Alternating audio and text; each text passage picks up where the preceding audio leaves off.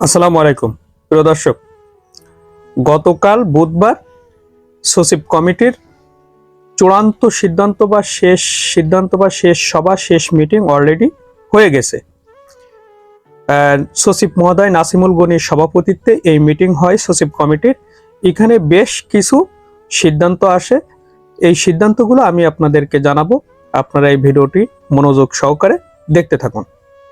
1, শতভাগ বেতন বৃদ্ধি পাবে নিম্ন গ্রেডের, অর্থাৎ সব গ্রেডে একই হারে বেতন বৃদ্ধি পাবে না। অর্থাৎ কর্মচারীদের ক্ষেত্রে শতভাগ বেতন বৃদ্ধির সুপারিশ করেছেন ওই সবাই। 2 নাম্বার সেটা হলো যে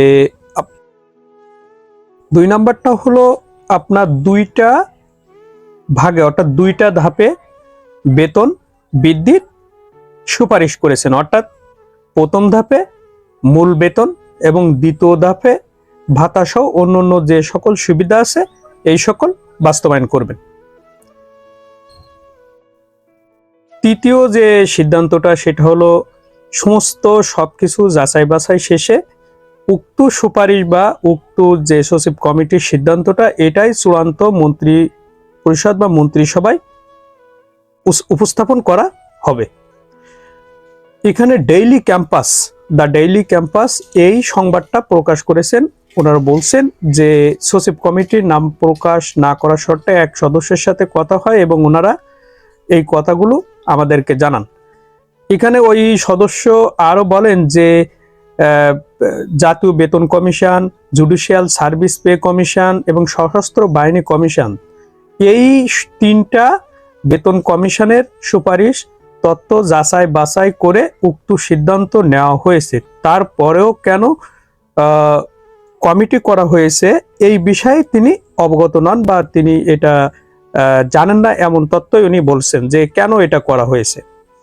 এখন বিষয় হলো যে দেখেন, আরো কমিটি করতে পারে, কিন্তু যেটা চূড়ান্ত সিদ্ধান্ত যে সচিব কমিটিটা করা হয়েছে, এক একটা কমিটি মানে এক একটা খরচ এবং সময় ক্ষেপণ।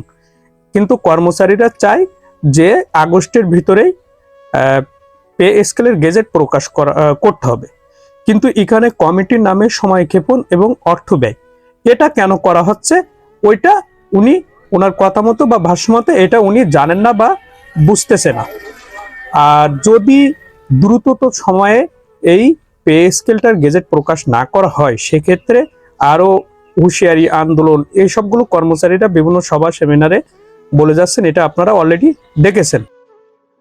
এই তথ্যগুলো কিন্তু সচিব কমিটির এক সদস্য দিয়েছেন। তো পে স্কেলের গেজেট প্রকাশ করা এখন সময়ের ব্যাপার।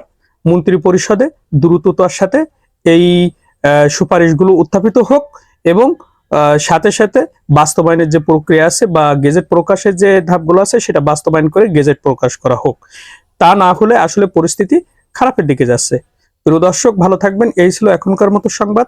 আমার এই ভিডিওটা ভালো লাগলে এবং নতুন নতুন তথ্য পেতে চাইলে অবশ্যই সাবস্ক্রাইব করে সাথে থাকবেন। আসসালামু আলাইকুম।